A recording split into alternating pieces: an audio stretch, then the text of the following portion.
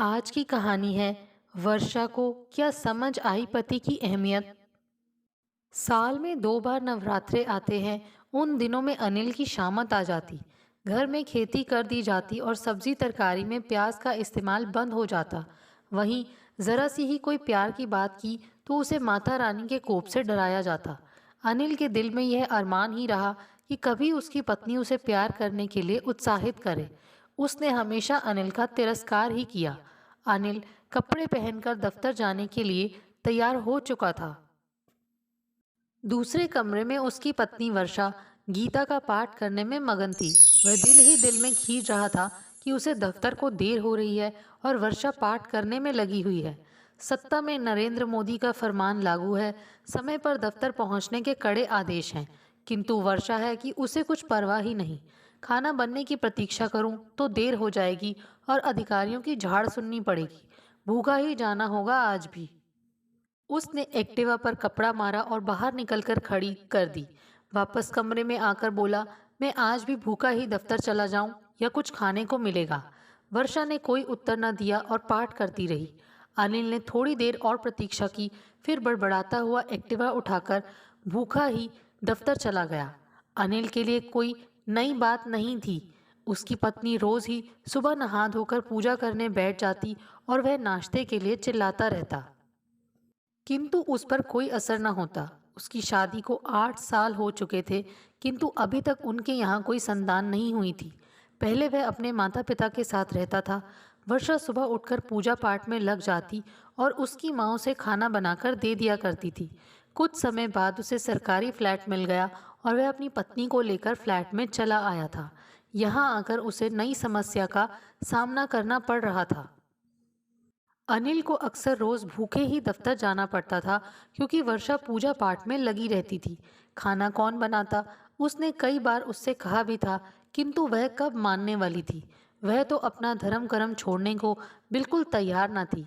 अनिल का विचार था कि इंसान को भगवान की आराधना नहीं, अपनी रोजी रोटी की चिंता करनी चाहिए। वह वर्षा के रोज रोज के व्रत से भी बहुत परेशान था। आज क्या है, आज पूर्णमासी का व्रत है, आज सोमवती अमावस्या का व्रत है, आज मंगल का व्रत है। यह कहना शायद गलत ना होगा कि रोज ही कोई ना कोई व्रत होता था और वर्षा उसे अवश्य रखा करती थी। अनिल की उम्र 22 साल की थी और वर्षा की 20 साल।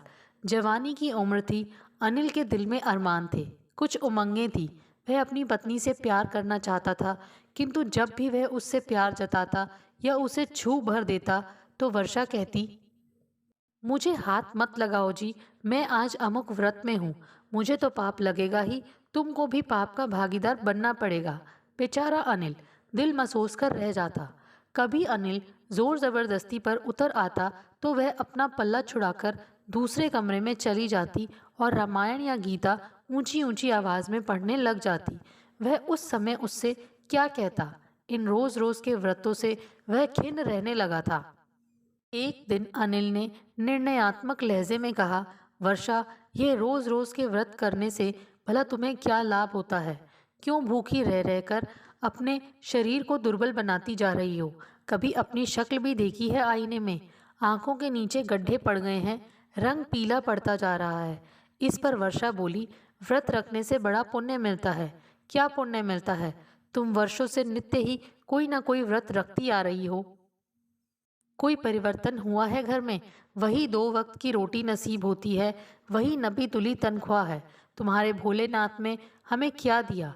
महालक्ष्मी ने धन की कौन सी वर्षा कर दी? तुम लॉटरी के इतने टिकट लेती तो कभी तुम्हारी महालक्ष्मी से यह तक तो हुआ नहीं कि एक पैसे का इनाम भी निकलवाया हो। लॉटरी वॉटरी तो दूसरी बातें हैं, फिर यह कथा कीर्तन और व्रत रखकर भूखे मरने से क्या लाभ? भगवान और देवताओं की चापलूसी खुशामद का क्या फायदा? इंसान को कर्म तो करना ही चाहिए, अवश्य करना चाहिए, लेकिन फिर भगवान देवी देवता बीच में कहाँ से कूद पड़े? जैसा कर्म करें वैसा ही उसका नतीजा होगा। मेहनत करेंगे तो पैसा आएगा ही। और फिर इसका मतलब यह नहीं कि पति भूखा ही दफ्तर चला जाए और तुम पूजा पाठ करती रहो। मुझे एक बूंद देसी घी नसीब नहीं होता और तुम हो कि पूरा 1 किलो देसी घी का डब्बा जोत जला जलाकर ही बर्बाद कर देती हो। क्यों नास्तिकों जैसी बातें करते हो? हाँ, मैं नास्तिक हूँ। वर्षा, यह कहाँ का न्याय है कि पति असंतुष्ट रहे, अप्रसन्न रहे, पत्नी देवी देवताओं को प्रसन्न करने के चक्कर में लगी रहे। सुबह उठकर खाना बना दिया करो, जिससे मैं खाना खाकर दफ्तर जा सकूं। शायद तुम्हें पता नहीं है कि तुम्हारे खाना ना बनाने की वजह से मुझे रोज ही 100-200 रुपए की चपत लग जाती है। भूखे पेट तो मैं रह नहीं सकता। पूजा पाठ करना हो तो दिन में किसी समय कर लिया करो। अनिल ने गुस्से में कहा। पूजा पाठ तो सुबह ही किया जाता है, उसे कैसे छोड़ दूं? मुझे चाहे भूखा रहना पड़े। देर से जाने पर मुझे भले ही नौकरी से निकाल दिया जाए, तुम्हारी नौकरी कहीं नहीं जाती जी। बाबा बालकनाथ सब पर कृपा रखते हैं। हाँ, अगर नौकरी से जवाब मिल गया तो तुम्हारे बाबा बालकनाथ की तरह मैं भी झोली चिमटा लेकर हरि भजन कर लिया करूँगा। मांगने से 2 रोटियां मिल ही जाया करेंगी। तुम बाबा बालकनाथ जी का निरादर कर रहे हो। वर्षा ने चिढ़कर कहा। निरादर नहीं कर रहा हूँ मैं तुम्हें समझाने की चेष्टा कर रहा हूँ। हैरानी है कि तुम्हारी समझ में कुछ नहीं आता। और सचमुच अनिल के लाख समझाने पर भी वर्षा पर कोई असर नहीं हुआ। वह उसी प्रकार व्रत रखती रही, पूजा करती रही और नित्य ही अनिल भूखा दफ्तर जाता रहा। वर्षा का परिवार बेहद अंधविश्वासी था। माता पिता दोनों कई कई आश्रमों में जाते थे। वर्षा सुंदर थी, स्मार्ट थी, पर पढ़ाई में साधारण थी और माता पिता व बाबाओं की बात आंख मूंद कर मान लेती थी। उसकी शादी अनिल के साथ उसके मामा ने बड़ी भागदौड़ के बाद कराई थी, क्योंकि माता पिता तो कहते थे कि बाबा अपने आप करा देंगे। शादी के बाद अनिल को पता चला कि वर्षा कैसी अंधविश्वासी थी, पर उसके अलावा वह हर तरह से ठीक ठाक थी। हाँ, बच्चा न होने पर वह और भावुक हो गई, लेकिन डॉक्टरों के पास जाने को वह तैयार नहीं हुई। एक दिन रात के 11 बजे होंगे, अनिल के मन में तरंग उठी। वह उठकर वर्षा के पलंग के पास जाकर बैठ गया। उसका बैठना था कि वर्षा की आंख खुल गई और वह झट से उठकर बैठ गई।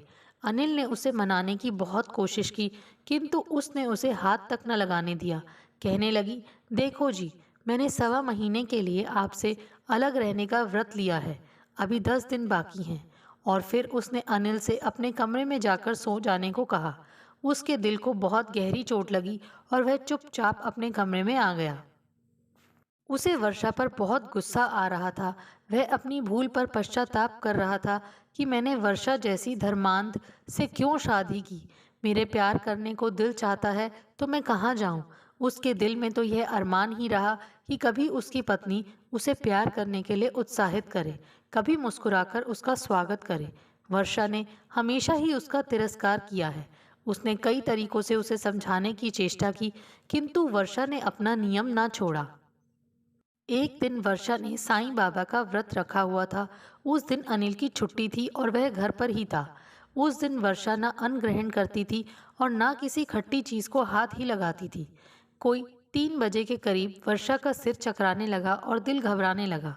अनिल ने उसे फल लेने को कहा, किंतु उसका व्रत तो व्रत ही होता था।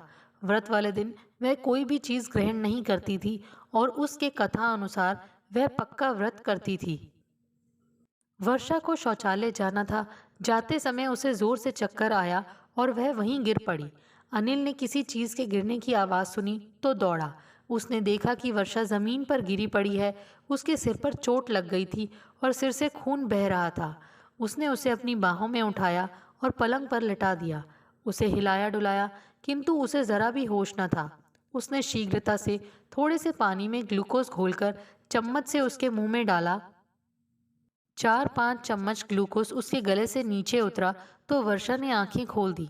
जैसे ही उसे यह ज्ञात हुआ कि उसके मुंह में ग्लूकोज डाला गया है, वह रोने लगी और अनिल को कोसने लगी कि उसने उसका व्रत खंडित कर दिया है और उसे पाप लगेगा। पाप लगता है तो लगे, मैं तुम्हें भूखी नहीं मरने दूंगा। अनिल ने कहा, व्रत रखकर भूखी मर जाऊंगी तो मोक्ष प्राप्त होगा, जन्म मरण के बंधन से मुक्त हो जाऊंगी। वर्षा ने श्रद्धा व्यक्त करते हुए कहा, तुम्हें चक्कर क्यों आया यह भी जानती हो। तुम्हारे पेट में कुछ नहीं था, इसीलिए चक्कर आया था। मुझे ग्लूकोज पिलाकर तुमने मेरा व्रत तोड़ दिया है। अब संतोषी माँ के 10 व्रत और रखने पड़ेंगे। मैं पूछता हूँ कि ये साईं बाबा पहले कहाँ थे? पहले तो हमने इस देवता का कभी नाम भी नहीं सुना था। ये अचानक कहाँ से आ गए? और फिर इनके भक्तों का भी पता नहीं चलता। आंखें मूंदकर भेड़ चाल चलने लगते हैं, अंधविश्वासी कहीं के, अनिल ने तर्क देकर कहा। उसे यह समझ में नहीं आ रहा था कि वर्षा कैसे भूखी रह लेती है। हफ्ते में 7 दिन होते हैं और इतने ही वह व्रत रख लेती है। मंगल को व्रत, शुक्रवार को व्रत, इस बीच सोमावती, मस्यक, पूर्णमासी, एकादशी, द्वादशी, करवा चौथ, महालक्ष्मी, सभी तो व्रत रख लेती है वह। व्रत व्रत व्रत, हर रोज व्रत। वह बहुत दुखी हो चुका था वर्षा के व्रतों से। साल में 2 बार नवरात्रे आते। उन दिनों में अनिल की शामत आ जाती, घर में खेती कर दी जाती और सब्जी तरकारी में प्याज का इस्तेमाल बंद हो जाता, जिससे अनिल को तरकारी में ज़रा भी स्वाद नहीं आता।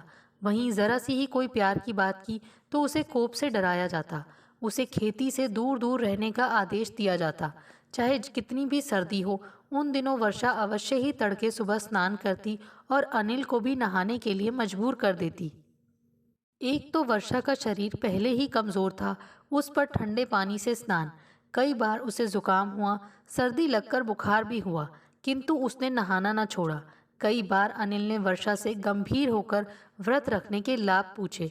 वह यही जवाब देती, इससे पुण्य होता है, देवी देवता खुश होते हैं। क्या पुण्य होता है यह कभी न बता पाती। हाँ, लक्ष्मी के व्रत रखने से धन की प्राप्ति होती है, यह अवश्य बता दिया करती थी। किंतु दफ्तर के मासिक वेतन के अतिरिक्त अनिल को कभी और कहीं से धन की प्राप्ति नहीं हुई थी। एक बार उसने वर्षा से पूछा, तुम पूर्णमासी का जो व्रत रखती हो और सत्यनारायण की कथा सुनती हो, इसमें है क्या? इसमें सत्यनारायण की कथा के नाम की तो कोई चीज़ ही नहीं है, सिवा इसके कि अमुक ने सत्यनारायण का प्रसाद नहीं लिया तो उसे अमुक कष्ट हुआ। इसके अतिरिक्त इस कथा में कुछ भी नहीं लिखा है। यही तो कथा है। अगर तुम भी पूर्णमासी का व्रत रखकर सत्यनारायण की कथा सुनो तो तुम्हारी तरक्की हो सकती है, धन दौलत में वृद्धि हो सकती है। वर्षा ने समझाते हुए कहा, मुझे इसकी ज़रूरत नहीं है। तरक्की बारी आने पर ही होती है, जब बारी आएगी तो हो जाएगी, इससे पहले कभी नहीं हो सकती, चाहे तुम कितने ही व्रत रखो। और तुम देवी देवताओं के जो व्रत रखती आ रही हो, उनका चमत्कार मैंने आज तक नहीं देखा। अनिल ने टिप्पणी की। कैसा चमत्कार देखना चाहते हो? ऐसा चमत्कार कि असंभव संभव हो जाए, जैसे कि तुम्हारी लॉटरी निकल जाए, मुझे कहीं से बना बनाया मकान मिल जाए, मेरी अचानक तरक्की हो जाए। ऐसे चमत्कार नहीं होते तो फिर व्रत रख रख कर अपने शरीर को कष्ट देने से क्या लाभ? जो मिलना होगा वह अवश्य मिलेगा, जो नहीं मिलना वह नहीं मिलेगा। तुम फिर नास्तिकों वाली बातें करने लगे। मेरा तो यही कहना है कि व्रतों में कुछ नहीं रखा है, श्राद्धों में कुछ नहीं धरा है। इंसान को अच्छे कर्म करने चाहिए, उनका फल हमेशा अच्छा होता है। मैं भी इससे सहमत हूँ। तो फिर व्रत? अभी अनिल की बात पूरी भी नहीं हुई थी कि वर्षा बीच में ही बोल पड़ी। अच्छा, अब तुम मुझे व्रत रखने के लिए रोक मत देना। मेरी हर देवी देवता में श्रद्धा है और उन पर पूरी आस्था है। मेरी आस्था तोड़वाने की कोशिश मत करना। इतना कहकर वह गुस्से में उठकर चली गई। उस दिन करवा चौथ का व्रत था। हर ब्याहता स्त्री पति की लंबी उम्र के लिए यह व्रत रखती है। इस व्रत में तड़के 4 बजे खाना खाया जाता है। सारा दिन पानी तक ग्रहण करने की मनाही होती है। यह व्रत कड़ा व्रत माना जाता है। रात को जब चांद निकलता है तब औरतें चांद को देखकर अर्घ्य देती हैं और फिर अन्न जल ग्रहण करती हैं।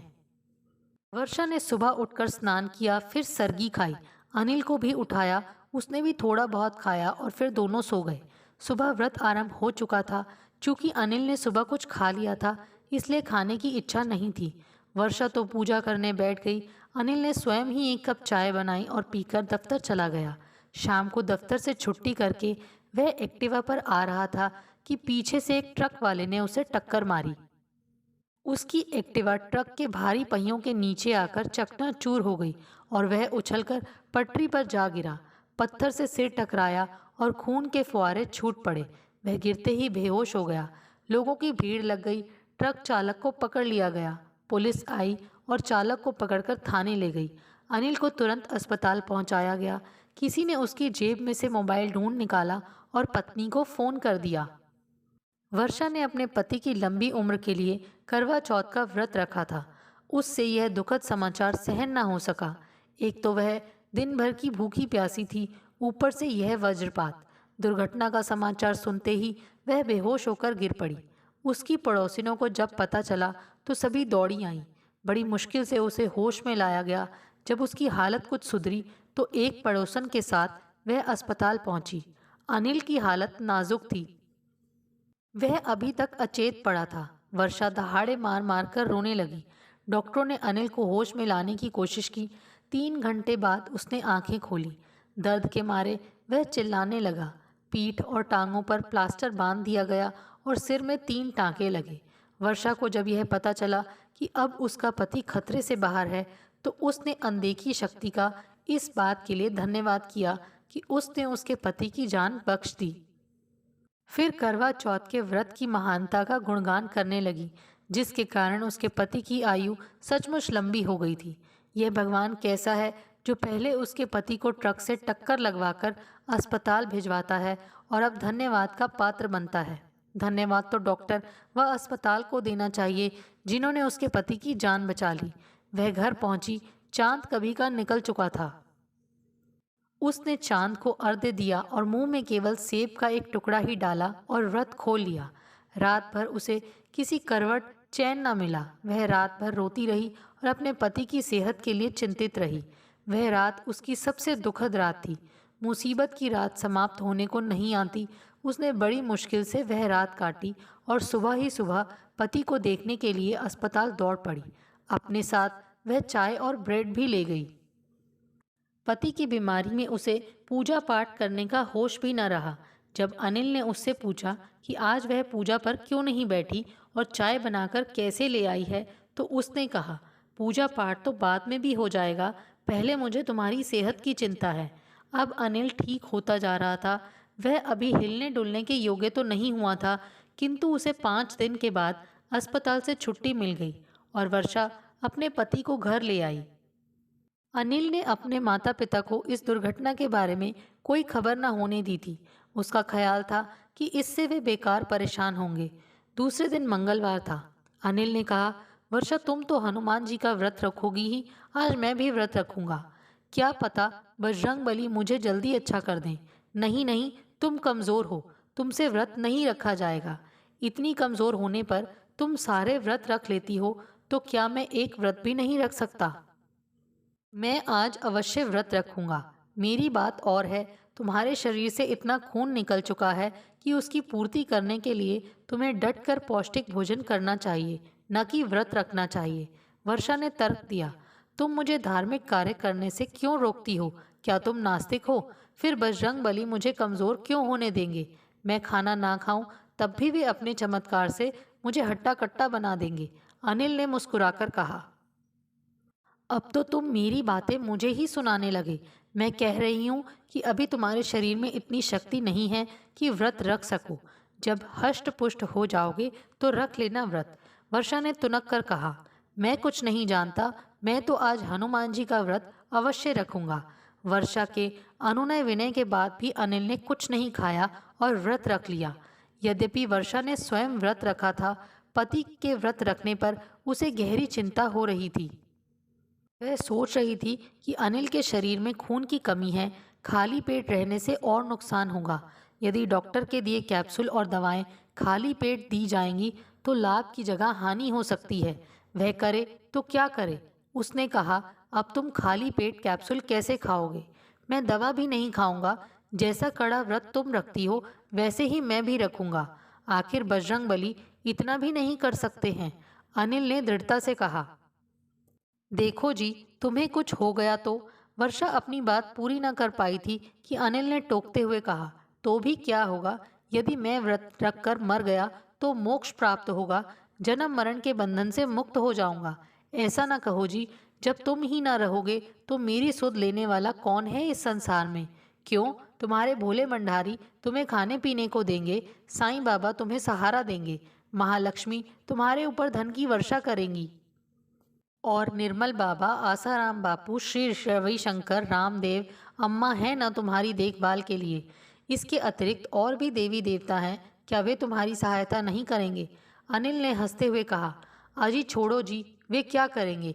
मेरे लिए तो सब कुछ तुम ही हो, किंतु मैं तुम्हारे देवी देवताओं से तो बड़ा नहीं हूँ। मेरे लिए तुमसे बढ़कर कोई नहीं है। तो आज तक तुमने मेरी जो उपेक्षा की है, व्रत रख रख कर जो मुझे असंतुष्ट रखा है, और वर्षा को यह एहसास हो गया था कि उसने अपने पति की परवाह ना करके भारी भूल की है और अब उसके तीर उसी पर छोड़े जा रहे हैं। उसने जरा सी देर के लिए वहां से हट जाना उचित समझा। जिस व्यक्ति के शरीर में रक्त की मात्रा बहुत कम हो, उसका व्रत रखना उचित नहीं होता। दोपहर तक अनिल भूख महसूस करने लगा और उसकी आंखें बंद होने लगीं। वर्षा घबरा गई और उसने पति से व्रत तोड़ने को कहा, किंतु अनिल अपनी जिद पर अड़ा रहा। शाम तक उसकी हालत चिंताजनक हो गई। वर्षा ने जबरदस्ती उसका व्रत तोड़वाना चाहा, किंतु उसने कहा, मैं मर जाऊंगा लेकिन व्रत नहीं तोड़ूंगा। अब तो रात को ही व्रत पूरा करके कुछ खाऊंगा। जब वर्षा ने बहुत जिद की तो अनिल ने कहा, यदि तुम अपना व्रत तोड़ने को तैयार हो तो मैं भी तोड़ लूंगा। पहले तो वह राजी नहीं हुई, फिर अपने पति की हालत देखते हुए उसने व्रत तोड़ लिया। इसके बाद उसने अनिल के सामने कुछ फल रख दिए। अनिल ने कहा, वर्षा, मेरी एक बात का जवाब दो। तुमने अपना व्रत क्यों तोड़ा? तुम्हारे लिए क्यों? मेरे लिए यह पाप क्यों किया तुमने? मुझे इस समय व्रत से अधिक तुम्हारी चिंता है। इसका मतलब यह हुआ कि मैं हनुमान जी से श्रेष्ठ हूँ। इस समय तो ऐसा ही समझ लो, तुम्हारी सेहत है तो सब कुछ है। अब तुम्हारी समझ में मेरी बात आई है।